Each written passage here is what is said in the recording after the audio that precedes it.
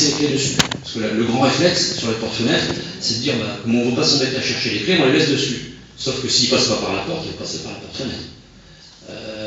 Je mets un coup de poing dans la porte-fenêtre, je passe le bras derrière, je la serre tout de suite à proximité, j'ai plus qu'à faire un tour de clé.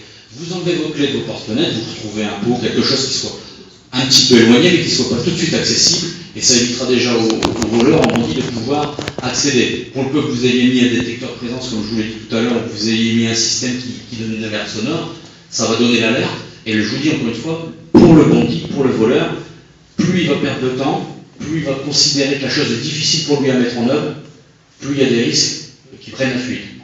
Alors, ça n'empêchera peut-être pas, je suis d'accord avec vous, qu'il y aura une effraction, mais je pense quand même que le but final, c'est d'empêcher de vous faire voler.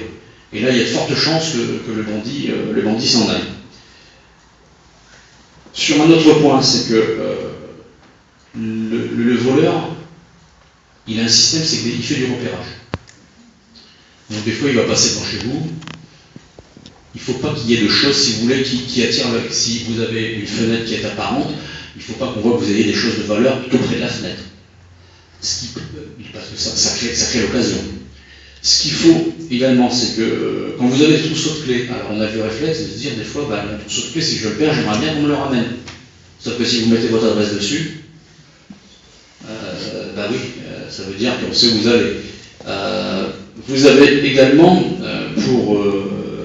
là ça s'adresse au public féminin, pour que les dames soient seules, vous avez des fois sur les boîtes aux lettres, sur les clés, madame veuve quelque chose. Ah bah c'est super, moi je sais que c'est une dame seule, puis en plus elle est veuve. Mademoiselle, ah bah oui mais mademoiselle ça veut dire... Donc, ce qu'il faut, encore une fois, c'est mettre le nom, une initiale, et il n'y a pas besoin de plus, je veux dire le facteur il sait où il va, il n'aura pas besoin de savoir plus. Mais il ne faut pas donner au bandit, à celui qui va commettre l'infraction, les renseignements qui vont lui être utiles.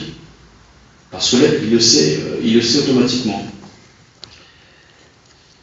Lorsque vous êtes chez vous, vous avez tellement l'habitude, tous les objets sont là, mais si jamais vous êtes amené à faire l'objet d'un vol par effraction, il faut connaître tous vos objets. Alors ce que vous pouvez faire, c'est, une fois que vous avez l'occasion, c'est un petit peu embêtant, mais vous prenez un appareil photo ou un caméscope, ou un téléphone, maintenant il y a des applications qui vont avec, et puis vous filmez toutes les pièces de valeur, ou alors toutes vos pièces. Et vous avez un enregistrement avec l'ensemble des pièces qui sont intéressantes. Si un jour vous vous faites voler, vous aurez la preuve que vous étiez en possession de l'objet que vous vous êtes fait dérober. C'est important parce que au niveau assurance, puis même à notre niveau à nous, de savoir ce qui a pu être volé. N'oubliez pas que sur beaucoup d'appareils, on a des numéros de série. Ces numéros de série sont importants. Alors, ce n'est pas simplement des numéros avec des longs chiffres qui embêtent tout le monde, c'est aussi des numéros qui permettent d'identifier les objets. Ces numéros, vous les avez sur les factures, donc faites-vous un dossier facture, mais vous avez également la possibilité de les prendre en photo, pourquoi pas, puisqu'on en parlait il y a 2 secondes. Et ces numéros ont une importance. Je vous parlais de fichier tout à l'heure. On a chez nous ce qu'on appelle le fichier FOVES. C'est le fichier des objets volés.